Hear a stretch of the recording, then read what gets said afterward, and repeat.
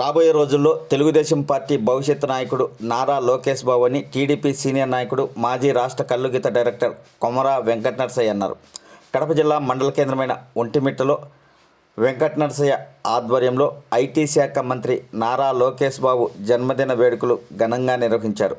ముందుగా cake cut చేశారు. Rentala లోకేష్కు cake తినిపించారు.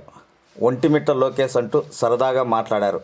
అనంతరం ఆయన మీడియాతో మాట్లాడుతూ కూటమి ప్రభుత్వం అధికారంలోకి వచ్చాక ముఖ్యమంత్రి చంద్రబాబు ఆధ్వర్యంలో రాష్ట్రం స్వర్ణాంధ్రప్రదేశ్ దిశగా అడుగులు వేస్తుందని వెల్లడించారు.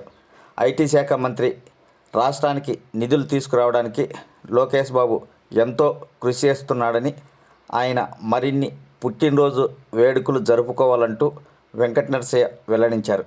ఈ కార్యక్రమంలో మహిళా నాయకురాలు Obineni Subbamma, Mamilla Eswaraiah, lawyer Ramadasu, Balamunayya, advocate Adinarayana, RMP doctor Sivakumar, Srinivasulareddy, Mathapampalli మాజీ సర్పంచ్ నారాయణ, బివి రమణతో పాటు పలువురు టీడీపీ నాయకులు పాల్గొన్నారు.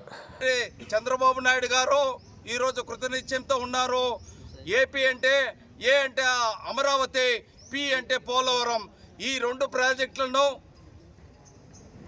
2 సంవత్సరాల లోపల పూర్తి చేసి ఈ రాష్ట్రంలో ఒక వ్యవసాయ పరంగా కానీ లేదంటే అభివృద్ధి పరంగా కానీ ఎంతో ముందుకు తీసేందుకు బృహత్తర ప్రణాళికతో చంద్రబాబు గారు ముందుకు వెళ్తున్నారు.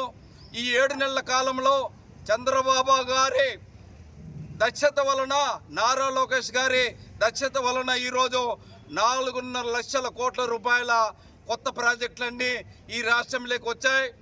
అది ఒక చంద్రబాబు గారికి గణితే తెలుగుదేశం పార్టీ అధికారంలోకి వచ్చిన 7 నెలల్లోనే 4.5 లక్షల కోట్ల రూపాయలు ఈ రాష్ట్రానికి పెట్టుబడులు రావడం జరిగింది. సుమారు 2.5 లక్షల మందికి ఉద్యోగ అవకాశాలు జరుగుతున్నాయి. అదేవిధంగా ఈరోజు దావోస్లో మన ముఖ్యమంత్రి గారు, అదే మన భవిష్యత్ నేత నారా లోకేష్ గారు ఈరోజు దావోస్లో పెట్టుబడుల కోసం వెళ్ళి ఉన్నారు. అది కూడా 2-3 రోజులు 25కు ప్రోగ్రాం పూర్తవుతుంది. మరో కొన్ని లక్షల కోట్లు ఈ రాష్ట్రానికి పెట్టుబడులుగా రానున్నాయి. రాష్ట్రంలో ఉండే నిరుద్యోగ యువతకు, అదేవిధంగా కార్మికులకు, కర్షకులకు, అట్టడుగు వర్గాల వారికి, బలహీన వర్గాల వారికి అండగా నేను ఉన్నానంటూ తెలుగుదేశం పార్టీ నిలబడింది. దీనికి సంబంధించి ఒక ప్రత్యేక ఎజెండాతో నారా లోకేష్ గారు ఐటీ శాఖ మంత్రిగా ఇప్పటికే ఎన్నో విస్తృతమైన చర్యలు తీసుకుంటారు.